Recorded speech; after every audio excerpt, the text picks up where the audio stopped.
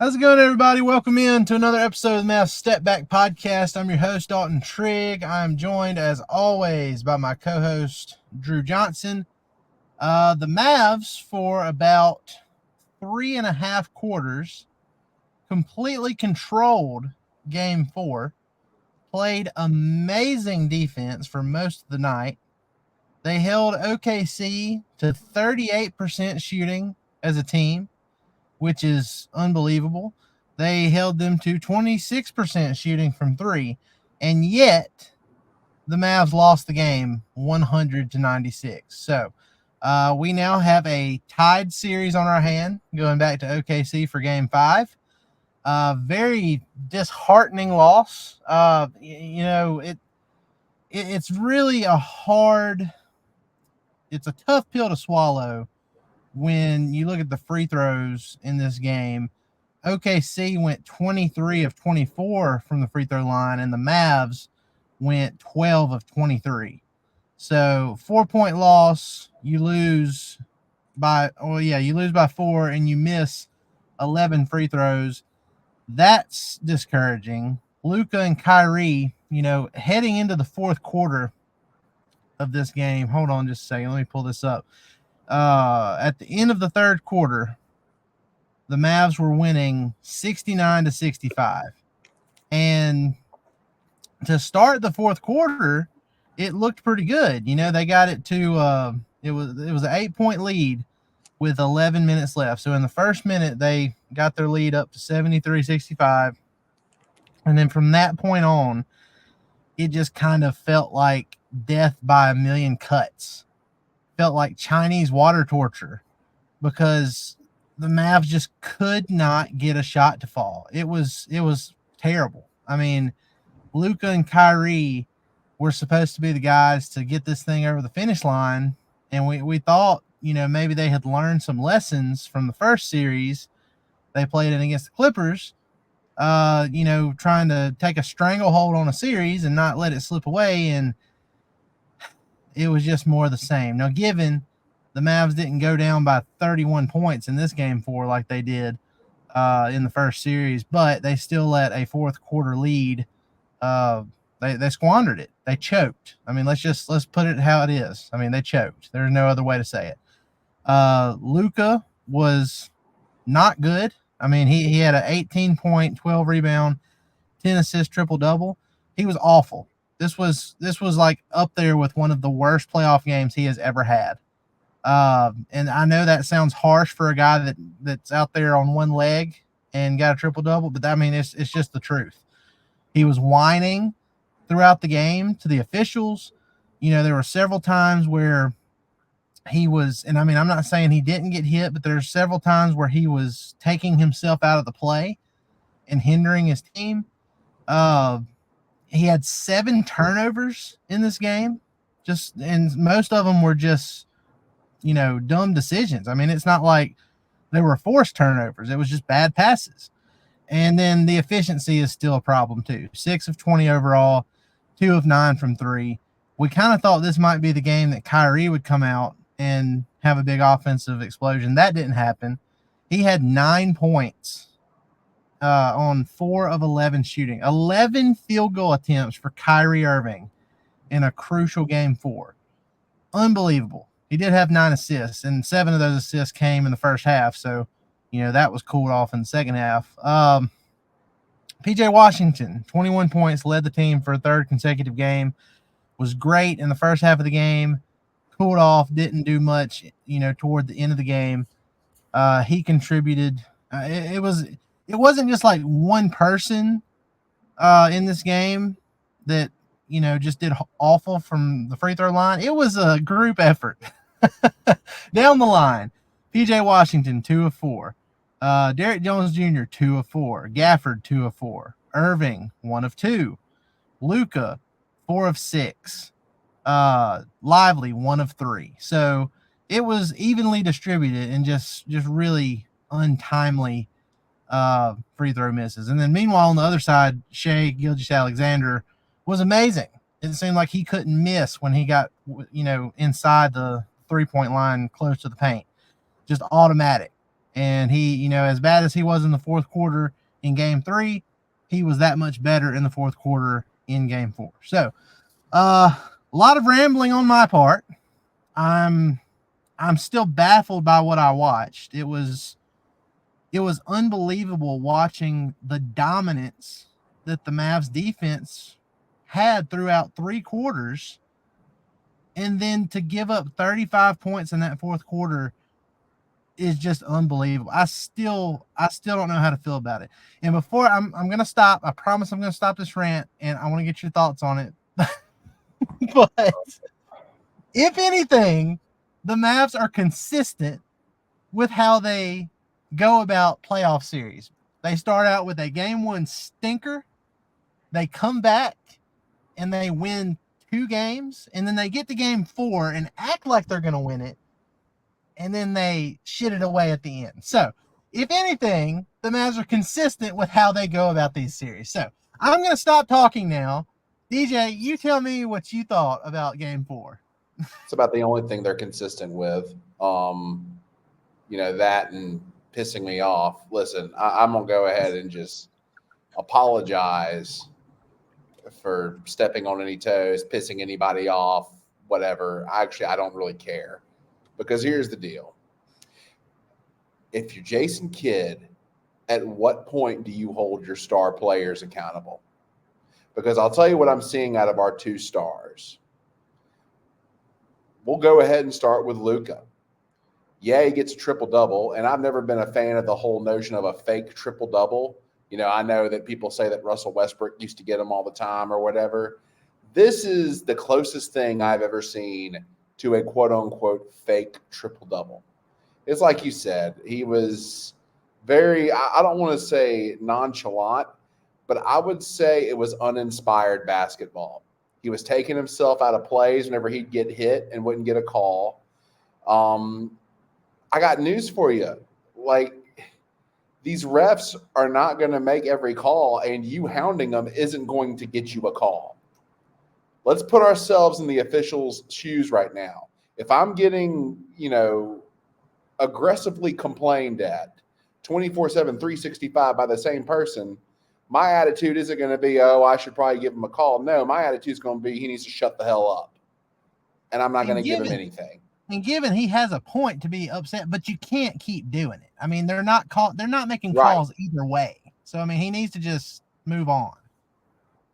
Right. And hammering away at an official is not going to get those calls made. It's just not. Take it from someone. I didn't have this experience as a player, but as a coach, it doesn't work. You're just pissing them off. Shut up. Okay? And maybe focus more on what you're doing on the floor rather than what the officials are doing. It's not their fault that you're playing horribly, okay? And make no mistake, by your standards and by everyone else's standards for you, you are playing terribly, okay? And the cherry on top of it all was at the very end where you choke on a set of free throws that could have tied the ball game up. PJ too. You choke. What? I know we all have bad nights, but I just feel like there is a lack of attention to detail on Luka's part, and that was really evident tonight. I mean, you really can't say any better than what you've already stated. The biggest thing to me was whenever things wouldn't go his way, he would take himself out of plays, both offensively and defensively. He would take himself out of plays. And you just can't do that. Which is really disheartening because he plays. There were times tonight in the first half or throughout the first 3 quarters, he was busting his ass, playing amazing defense. Yeah. Individually. He locked up Shea a few times. He was playing great, but you got to stick with it. You can't, with the lead starting to dwindle down, you gotta stick with it. And I mean, what I didn't get from Luka's game tonight is there were times where he just unnecessarily got himself in a rush. There was a couple times, he'd zoom down the court instead of just controlling the tempo. I mean, if you're hurt, you don't want to, and maybe he was trying to catch the Thunder defense off guard, but he would like run down the court really fast and then either try to shoot a three or some kind of, I think he tried to shoot a mid-range shot over Dort at one point. It didn't go in. And then another time he zoomed down the court and then he tried to pass it to somebody and it got stolen. And I mean, it was just, he just felt rushed. And I don't know what the game plan is here for kid. Like what is he telling them to do? I mean, you want to play with pace, but you also don't want to end up with 13 turnovers. And Luka had over half of those turnovers with 7. I mean, it was just awful. And I mean, Well, and I don't want to put it all on Luka. Like Kyrie has to step up and be like, 11 field goal attempts for Kyrie Irving in a game 4 where you can take a 3-1 lead. What are we doing? Yep. And like, I'm not letting him off the hook. He's next. And honestly, I'm glad that you brought up the whole pace thing, because what is the point of us playing with pace if Irving isn't going to be more assertive on offense? What good is being, the greatest player of all time in transition if you are not going to take transition opportunities, of which there were plenty? He could have gotten out and ran tonight if he wanted to, but he's so accustomed to taking a back seat to Luka that I almost think that he's kind of forgotten who he is. I need Kyrie Irving to remember who he is, because he's gone from, slow starts, not doing much in the first half. Okay, that's who you've always been. But now it's bleeding over into the second half. Now we're not able to get it going for the duration of the entire game. And you know what? It's great that he got 9 assists, but we need 20 points in addition to that. Okay? If we're going to have a chance to win, we need top-notch Kyrie Irving, and we're just not getting it right now. We're not. The Mavs. And the fact that he only shot the ball 11 times tells me that he is just not being assertive enough. I don't know if it's a confidence issue, but whatever it is, mentally he has to get past it, because we need him right now. The Mavs had 11, or not 11. The Mavs had a 14-point lead in the first half of this game. And again, they pushed the lead up to 8 at the beginning of the fourth quarter after they entered the fourth quarter up by 4. So you kind of felt like I get it. Kyrie's not going to be – he has proven that he is not going to start off a game blazing. Like, he's just not going to do it. Unless Luka is out, Kyrie just isn't coming into a game with that mindset of he's going to kill it offensively. And to his credit, he didn't have to in this game, because the Mavs started out playing really well. But, if he had come out a little bit more aggressive, then, the Mavs being up by 14 early, maybe they're up by 20 plus early. It felt like at times, let's see, the Mavs, they were up by 11 at halftime. You and I both know it felt like they should have been up 25 with as much as they dominated defensively in that first half. And it just didn't happen. The turnovers were awful. Luka's still missing easy stuff inside that he normally makes. He kind of looked like a deer in the headlights a lot of times. I mean, I don't know what's going on, but all I know is this was a very frustrating game to me. And whenever you're not making shots based off of your own merit, based off of your own ability to get yourself open and to create for yourself and others, that's whenever it falls on the coach to be able to create a situation for you and for your teammates. What we've come accustomed to is just either running some kind of ISO ball screen from the top of the key, or just totally ISOing it for either Luka or Kyrie to go create something. And when people are not making shots, whether it be off of a pass out from Luka or Kyrie, or whether it be Luka or Kyrie creating for themselves, that is whenever we have to run something. That is whenever Jason Kidd needs to call a timeout and take control of the offense and get something going to the rim, something easy, something high percentage, for anything else, just to get our confidence up. Because what I saw out there today was towards the end, we were playing with zero confidence in ourselves, in my opinion. And that lack of confidence, it comes across as, nonchalantness or not caring. I don't think these people don't care. I think there is a vast issue with our confidence right now. And the way that you get past that is by putting your players in situations where they can easily succeed. And we're just not doing that right now. Well, again, though, it comes back to Luka and his decision making too. He's got to be better. I mean, I wouldn't say that Luka is in a bad position, to succeed. I feel like there's a lot of times where he got himself in a good position, especially when he was on the block. He would spin around, and I don't know if he was just shocked at how open he was, when he got close to the rim, because he would back down Dort or whoever it was guarding him at the time, and he'd back down, and then spin.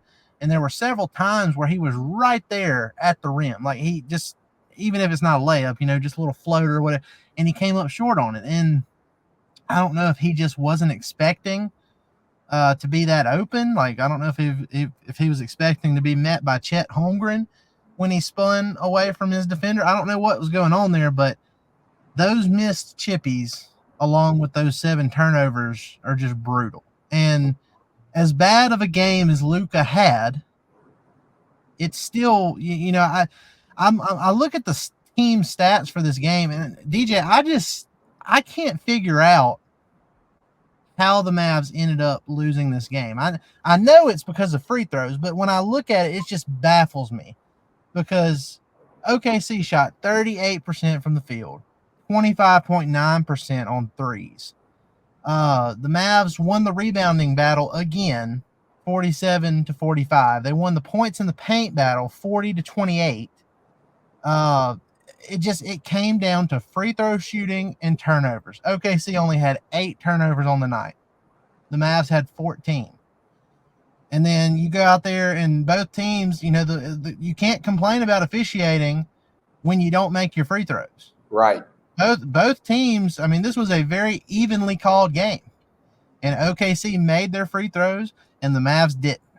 And you can't complain about officiating when you go out there and do that. That is just ridiculous. So now you got to find a way to wash this one away and go back on the road. You had home court advantage. You gave that back up again. And now you got to go back on the road to OKC. That place is going to be bumping. And you're playing the top seed in the West. Young, hungry. They've probably got some added confidence now. Now, look, as doom and gloom as this podcast has sounded up to this point, there's still some hope. Let's not act like the Mavs can't come out in Game 5 and take care of business, and then potentially take care of business again in Game 6 to close the series out. But, especially because if you look at these last 3 games, I think the Mavs have dominated with their front court play.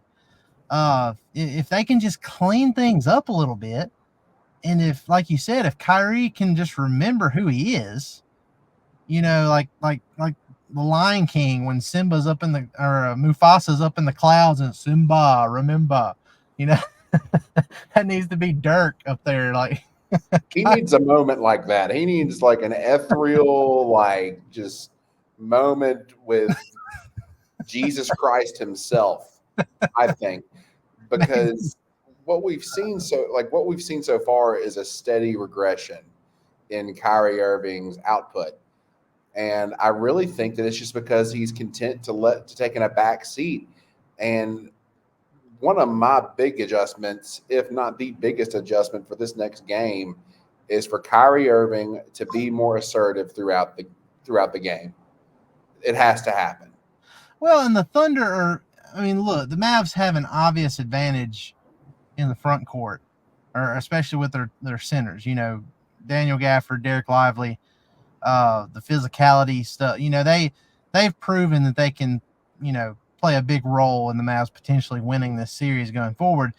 But the Thunder as a team, and we talked about this before the series got started, and after Game 1, they're not small. I mean, no. The Mavs do have the advantage at the center position, but they're not a small team. And most times it's Jalen Williams guarding Kyrie Irving, who is much bigger than Kyrie Irving and longer. and I'm sure he's causing issues there. So I don't know. The Mavs need to do some more off-ball movement, and try and get Kyrie Irving open that way, because the ISO stuff has kind of been shut down. And we saw that a little bit in the first series against the Clippers with Terrence Mann. He was just hounding Kyrie every time or even before he touched the ball, he was just hounding him. And the Mavs had to find a way, to get Kyrie the ball in space. And they need to do the same. Jason Kidd's got to do the same here and try and free him up to do some of the stuff that we've seen him do time and time again. In game 3, it wasn't Kyrie's best game, but he still had some really clutch shots in the fourth quarter, and he helped close it. He brought it home. He did what Kyrie does.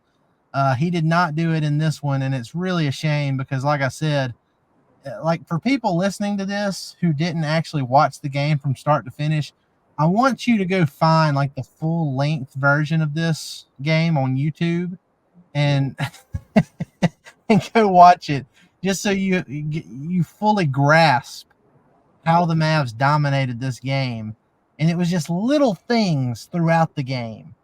In the first quarter, a few things here in the second quarter, a few things in the there were just little things throughout that threw it off. Even though the Mavs led all the way up until the halfway through the fourth quarter when they gave it up, there were little things throughout where they could have pushed it further, and they just didn't do it. They didn't capitalize. So it's disheartening. It's disappointing. I wish there was a better way to describe it other than they choked.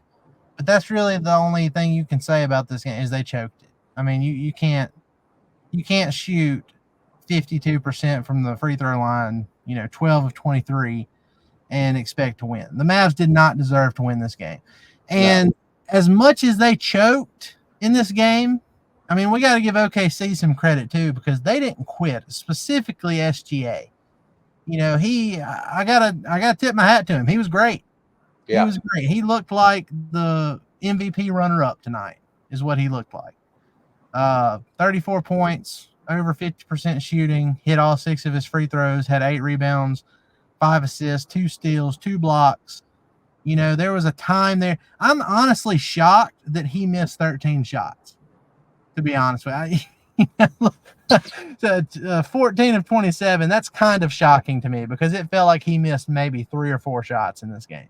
Especially 10 to 12 feet from the rim. He was automatic. That little step back he likes to do at the mid-range, it's deadly and it's unguardable for the most part.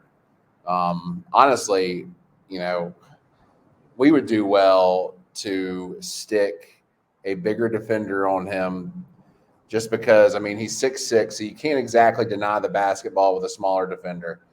You need to find a way, and I don't know who you go to. Maybe PJ Washington, I don't know.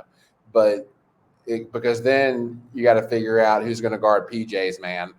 But we have to find a way to deny SGA the ball, because SGA was their whole offense, especially in the fourth quarter. He was their whole offense. Everything went through him.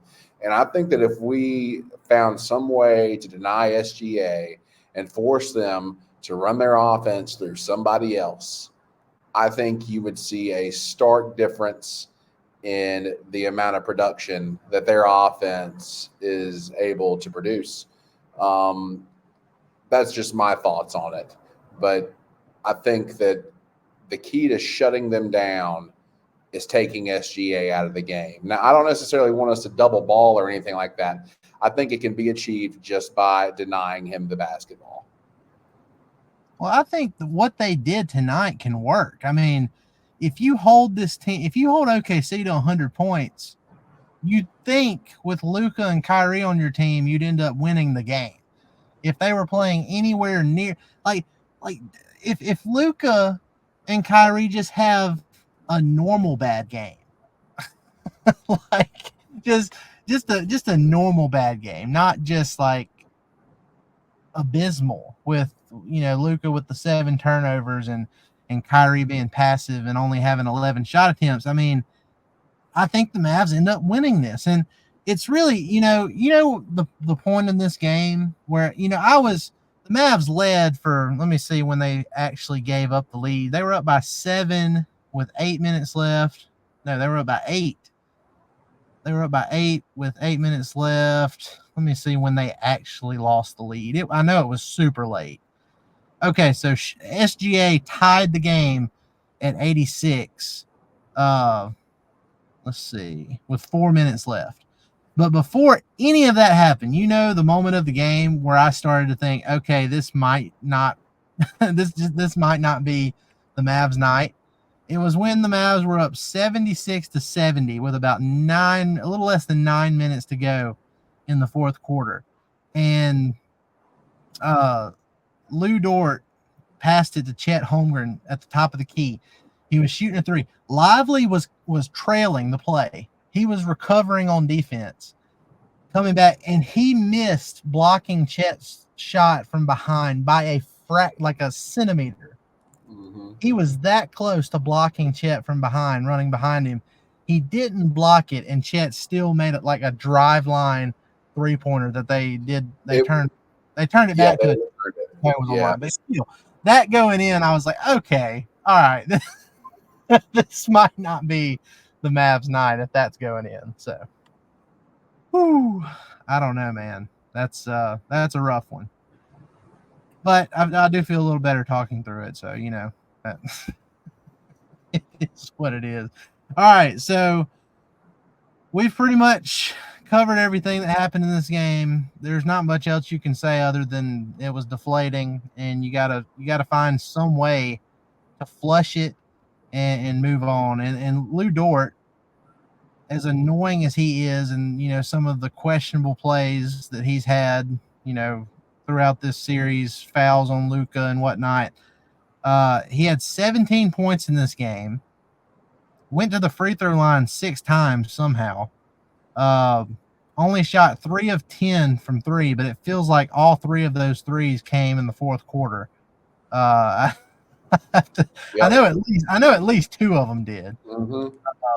But it was crazy. SGA led with 34, and then you got 18 from Chet, 14 from Jalen Williams, who when you hold Jalen Williams to 5 of 19 shooting and you still can't win, that's really a punch in the gut.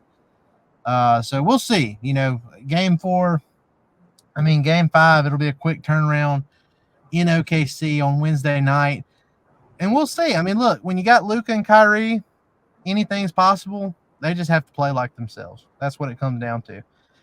We've seen this team be in this position before. Now, we said it after game 1. OKC is not the Clippers. This is a different team, a more talented team. But the Mavs have shown that they can control these games defensively. This is going to come down to, can the Mavs get enough offense, and can they take care of the ball? Even with the missed free throws tonight, I feel like if they don't turn the ball over 14 times, they have a good chance to win this game. So we'll see how it goes. Any lasting thoughts to leave with our listeners and viewers before we call it a night and look forward to game 5? Well, obviously the series isn't over by a long shot. We still have a chance to come back and win. We've made it 10 times harder on ourselves, but we can still do it. And we've talked about the adjustments that we need to make, and a lot of it is just performance-based. Number one, first and foremost, can we please make some free throws? For God's sake, can we please make some free throws? Because it is so disheartening to watch a team lose a game at the free throw line. And there's absolutely no reason for it. Number 2, the stars need to be stars again. Luka's got to be better. Kyrie's got to be better. We're not going to win very many games whenever we're relying on PJ Washington. Okay, and PJ's been great, but we need PJ's performance in addition to Luka and Kyrie's. So, we need our stars to return, because especially Kyrie has been missing in action. Yeah. And number 3, I'd like to see us do some different things defensively on SGA. because I really felt like in the fourth quarter he just absolutely tore us to pieces. And I really think that the solution is keeping him from getting the ball altogether. Because if SGA doesn't have the ball, then he can't hurt you with it. Well, and we talked about that a little bit after game 3. And one of my things that I didn't like from game 3, which it wasn't a overall game plan. It was just at the end of the quarters, they would double SGA, and it ended up with freaking Isaiah Joe with wide open 3-pointers that he nailed to end the quarter. So obviously you don't want that, with the clock winding down. But, with Jalen Williams shooting, what did he shoot? 5 of 19 on the night, with Josh Giddey shooting 2 of 8, Lou Dort 4 of 14, with guys shooting like that and SGA shooting over 50%, maybe you do double him. I don't know that you double him, but you keep him from getting the ball. I don't think that it's wise to really double anyone at this level because everybody can play. But if we could find somebody, now whether that's PJ Washington or whoever, it would have to be a very specific person. They would have to be bigger than SGA for this to work, because you're not going to have a smaller player effectively deny the ball from a bigger player. That's just not how physics works. So really, I mean, there's only a handful of people in the Mavs roster I could think of that are quick enough and big enough to be able to get the job done.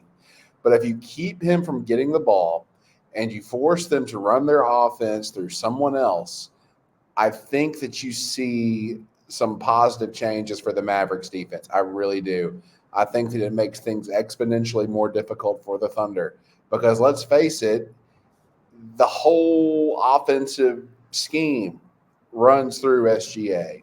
And if they're not able to do that, my theory is that it all falls apart. And I mean, again, I think you're right. I just think at a certain point, we're splitting hairs because, yeah, SGA got his, but the Thunder scoring 100 points and the Mavs not winning is just a complete failure on the Mavs offense. I mean, just overall, just that's just unbelievable. I would like to see the stats. I don't have the means of looking this up while we're recording this right now, but I would like to see the overall team records of teams that shot below 40% from the field in a playoff game and won. I bet it's not good. I bet it's not good either. Like I just have a feeling that that's awful. And maybe I'll end up getting on Twitter after this and see where Tim McMahon tweeted it out from ESPN stats just as a nut shot to end this night. But it doesn't feel like teams win very many playoff games while shooting under 40%. That's unreal. All right, well, that's enough for tonight's therapy session. We will we will move on and be right back here on Wednesday night, and we'll see how it goes. The Mavs have a lot of things to look at in the mirror after this one, and I think if Luka is the guy we think he is, if Kyrie is the guy we think he is, I think these guys will come out with a different mindset and will themselves to having good games in Game 5. So we'll see. If they're who we think they are, I don't think they're going to do what we saw tonight in back-to-back games. Well, they better not. Yeah, if they do, if we're wrong about that and they do, things are going to be looking pretty grim. But for now, it's a brand new series. It's now a best of 3 series, just like the Clippers series was. And the Denver Nuggets have come back in that other series across the bracket to tie things up with the Timberwolves too. So as bad as this Game 4 feels, you could have been the Minnesota Timberwolves that won both games in Denver to start the series and then lost both games at home. And they're heading back to Denver for a Game 5. So, it's pretty tough over on that side of the bracket too. But yeah, the Wolves look surprisingly mortal now, don't they? Yeah. It's amazing how that happened when Rudy Gobert came back. Yeah, that kind of makes me eat my words about something I said earlier, but we're not going to get into that. Yeah. Well, guys, look, we appreciate y'all coming on here and listening to us after the wins and the losses, especially the very frustrating, disheartening, life-sucking losses like what we experienced tonight in Game 4. We appreciate it. Be sure to go like, rate, and subscribe. Leave us a review on Apple Podcasts for your chance to win future giveaways. Put your social media ad on there. And go follow us on Twitter. You can find myself at Dalton_Trigg. You can find my guy, DJ, at Coach Drew 33. We appreciate it, y'all. Try to enjoy the rest of your, well, I guess it's Tuesday morning now. Trying to enjoy the rest of your Tuesday, and we will see y'all Wednesday night.